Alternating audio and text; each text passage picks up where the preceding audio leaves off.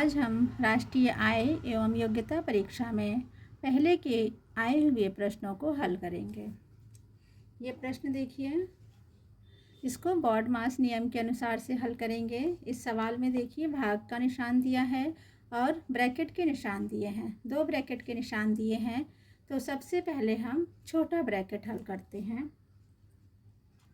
ये हो जाएगा -1/2 भाग का निशान। बड़ा ब्रैकेट हम लगाएंगे और छोटे ब्रैकेट को हल करेंगे। यहाँ पर ये भाग का निशान दिया है।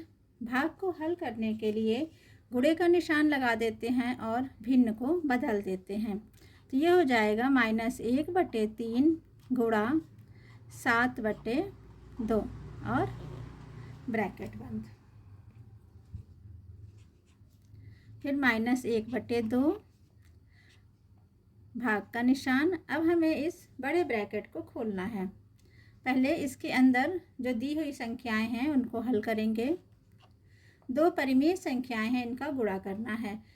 -1/3 को 7/2 से गुणा करना है। तो अंश को अंश में गुणा करते हैं और हर को हर में गुणा करते हैं। तो 1 को 7 से गुणा करेंगे तो 7 हो जाएगा और माइनस और प्लस माइनस हो जाएगा। तो ये 7/3 को 2 से गुणा करेंगे तो 6 हो जाएगा। अब हम इस ब्रैकेट को खोलेंगे। ब्रैकेट को खोलने के लिए हम इस भाग के निशान को हल करेंगे। हम जानते हैं कि भाग हल करने के लिए इसको गुणे का निशान बना देते हैं और जो यहाँ पे परिमेय संख्या दी हो या भिन्न दिया हो, जो भी दिया हो, उसको उलट करके लिख देते हैं, यानी उसका व्युत्क्रम लिख देते हैं। तो ये हो जाएगा 6/-7। 6 2 से कट जाएगा, 2 1 कम 2, 2 तिहाई 6। माइनस ऊपर भी है, माइनस नीचे भी है, ये माइनस भी कट जाएगा और ये हो जाएगा उत्तर इसका 3/7। तो इस तरह से इस प्रश्न का उत्तर आएगा 3/7। प्रश्न 2 है, इसमें 2 भिन्न दी हुई हैं जिनको कि भाग देना है।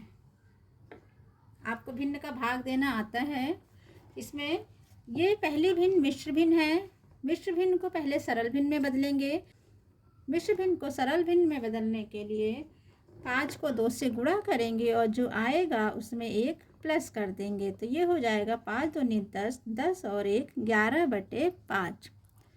यहाँ पे गुणे का निशान लगाएंगे। भाग को हल करने के लिए यदि भिन्न का भाग है तो उसको हल करने के लिए गुणे का निशान लगाते हैं और दी हुई भिन्न को पलट देते हैं या उसका व्युत्क्रम लिख देते हैं। तो ये हो जाएगा 5/3। 5 5 से कट जाएगा और इसका उत्तर आ जाएगा 11/3।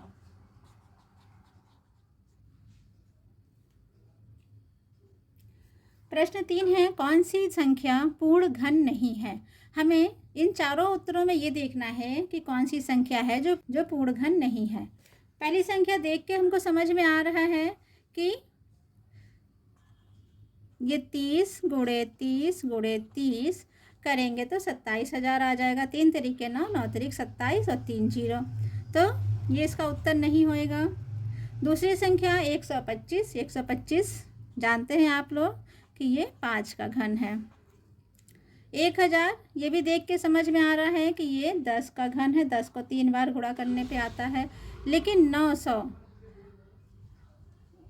ये जो 900 है ये 30 × 30, ये 30 का वर्ग है, घन नहीं है। तो अतः इसका उत्तर होगा उत्तर 4।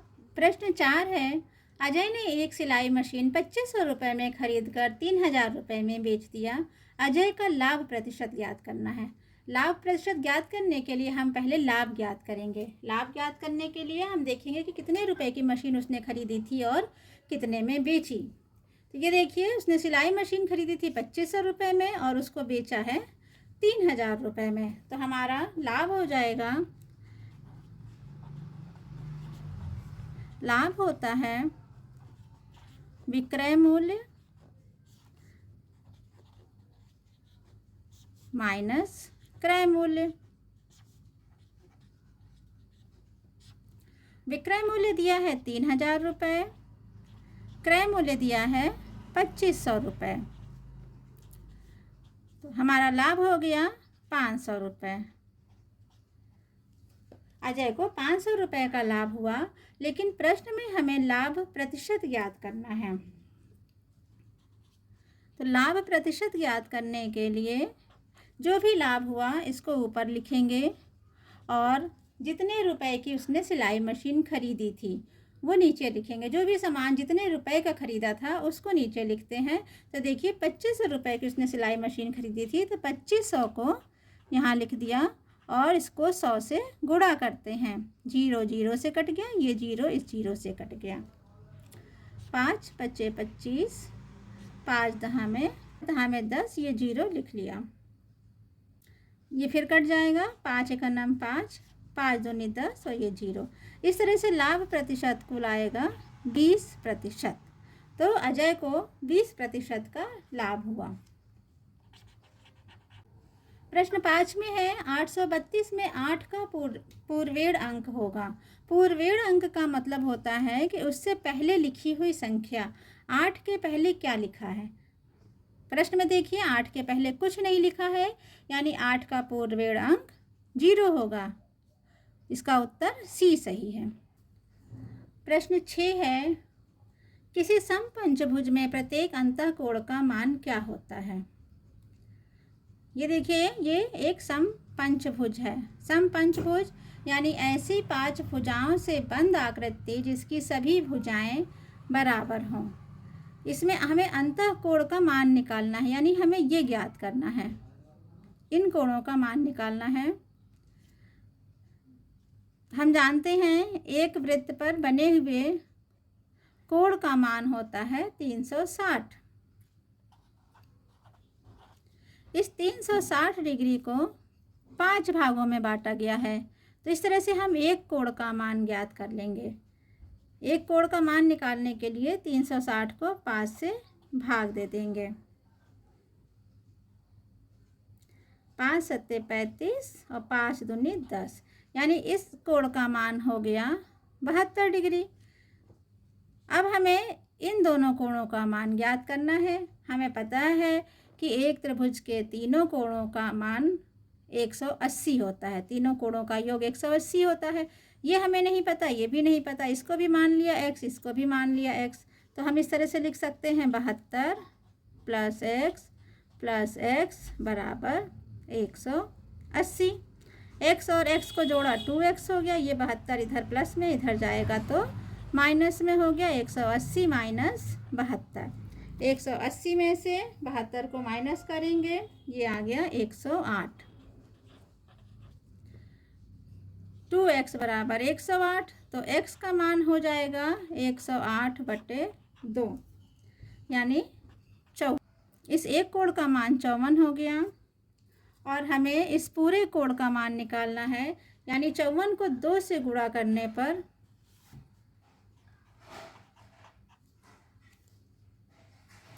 108। तो इस एक कोण का मान हो गया 108 डिग्री। 108 ही उत्तर आ जाएगा। प्रश्न 7 है दिए गए त्रिभुज में कोण ए 80 डिग्री तथा ए बी बराबर ए सी हो तो कोण बी तथा कोण सी का माप ज्ञात करना है। त्रिभुज के तीनों कोणों का योग 180 होता है, जिसमें कि एक कोण दिया हुआ है 80 का है और ये दिया है कि ए बी भुजा ए सी के बराबर हैं। यदि ये दोनों भुजाएं बराबर हैं तो इसका मतलब इसके सामने ये कोण भी बराबर होगा। माना ये कोण x का है तो ये कोण भी x का होगा और तीनों कोणों का योग 180 होता है। तो 80 कोण A का मान 80 हो गया, B का मान x हो गया और C का मान x हो गया। ये बराबर हो गया 180। 80 + x और x, एक x, ये हो गया 2x बराबर 180। 2x बराबर हो गया 180। ये 80 यहाँ पे प्लस में है, जब इधर जाएगा तो ये माइनस में हो जाएगा, -80 यानी कि 100। 2x बराबर 100 है तो x का मान 2 इधर आएगा तो ये बट्टे में हो जाएगा, x का मान 50 हो जाएगा। यानी ये कोण 50 का होगा और ये वाला कोण भी 50 का होगा। तो कोण B बराबर 50 तथा कोण सी बराबर 50 का होगा। इसका उत्तर 50-50 अंश हो गया। प्रश्न 8 है, यदि 15:x समानुपात 18:12 हो तो x का मान क्या होगा। समानुपात का मान निकालने के लिए बाह्य पदों का गुणनफल बराबर होता है अंतर पदों का गुणनफल। तो x गुणे 18 ये बराबर होगा 15 गुणे 12 के। x यहाँ गुणे में है, x का मान निकालना है तो x जब इधर जाएगा तो भाग में चला जाएगा।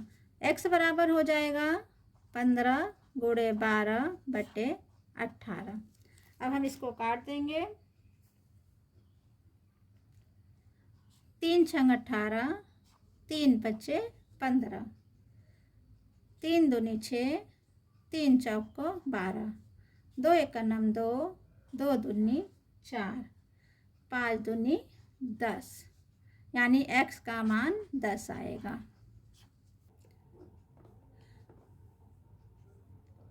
प्रश्न 9 है, पृथ्वी की सूर्य से दूरी लगभग 15, उसके बाद देखिए जीरो कितने हैं, 1 2 3 4 5 6 7 किलोमीटर है। इस दूरी का वैज्ञानिक संकेतन में मान होगा।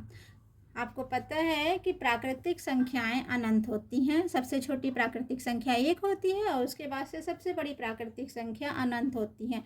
तो इस तरह से गिनती बहुत बड़ी भी हो सकती हैं जिसको कि लिखना मुश्किल होता है। अब इसी संख्या में देखिए इतने जीरो हैं, और यदि इसी तरीके से और भी संख्याएं जिसमें कई कई जीरो हों तो जब हम बार बार लिखेंगे तो उसमें गलत होने की संभावना रहती है। इसलिए इसको लिखने का दूसरा तरीका है, इसको 10 पर घात के रूप में लिखा जाता है। जितने जीरो आते हैं उतने हम घात लगा सकते हैं। 1 2 3 4 5 6 7, 7 जीरो आए हैं और एक और अंक ले लेंगे इसको तो 8, यानी 10 पर 8 की घात, और यहाँ पे संख्या हो जाएगी 1.5। तो इसका वैज्ञानिक मान होगा 1.5 गुणे 10 पर 8 किलोमीटर।